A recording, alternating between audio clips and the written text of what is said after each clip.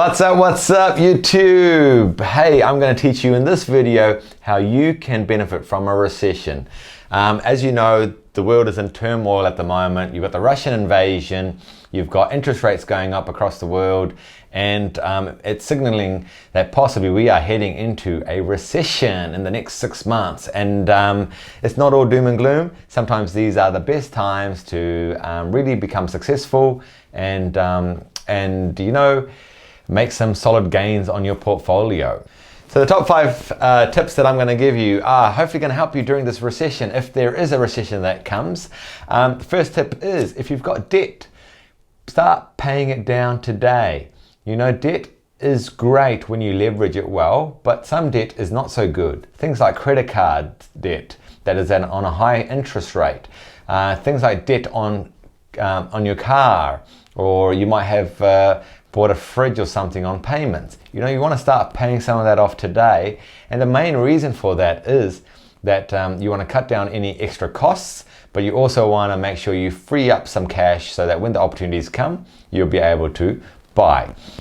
So that takes me to my next tip. Tip number 2 is get ready to buy. You know, you need to be able to, whether it's in a month's time, in a week's time, or a year's time, you should be ready to pull the trigger on any potential opportunities that might come your way. Whether it's in shares, and property, or business, you need to be ready to pounce when the opportunity comes.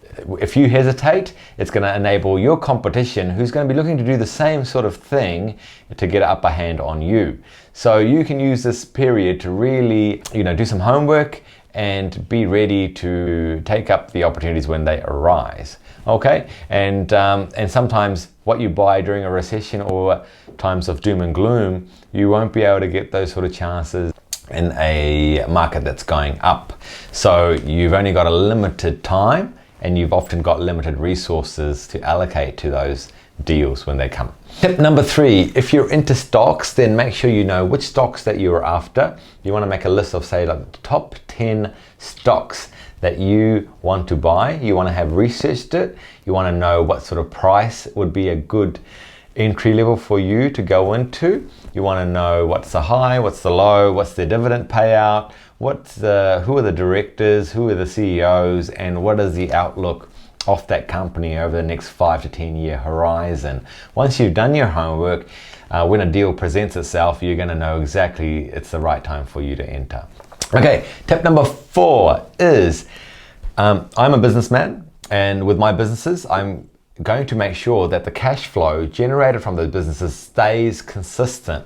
So if any businesses are suffering in terms of cash flow due to COVID or a market downturn, I need to start paying attention to those businesses and fine-tune them so they are, once again, cash flowing in the right manner.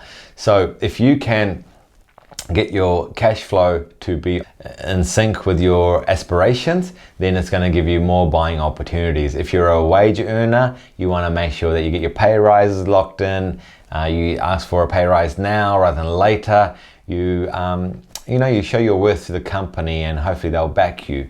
And if you are your own business, make sure you have your debt in order, you have your cash flow coming in strong, and you maximize all the potentials that you have in your business. Tip number 5, which is the very final tip and probably the most important tip I can give you, is that don't try to time the market. You're not going to get it exactly 100%, but if you're entering a recession, depending on your research and your cash flow and your ability to buy, you should be able to pick up some deals. You're not going to get an amazing deal on all of them, but you might be able to pick up 1 or 2 deals and be okay with that. If you get lucky, well, that's great, but it's a bonus. Okay, so make the most of the deals that present. One of the deals that's come across my table over the last couple of days is an agent's presented me a property that was under condition at $1.2 million. And, and I wasn't looking to buy or anything like that, but I've asked him, hey, would 850 get across the line? And he said, it's worth putting an offer in. So if I can pick up a $1.2 million deal at $850,000, then, there's $350,000 potential capital gains when the market returns to its normal market cycle. So if I can pick this up, then I feel like it's a good little win. And if I don't pick it up, well, it's no big loss, you know, because I wasn't looking to buy at the moment.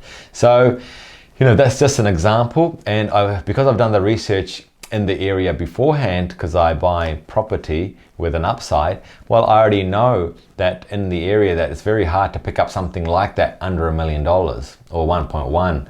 So anything I buy under $1 million is going to be a fantastic buying opportunity, especially if it's got holding income while I sort out the development options on that property.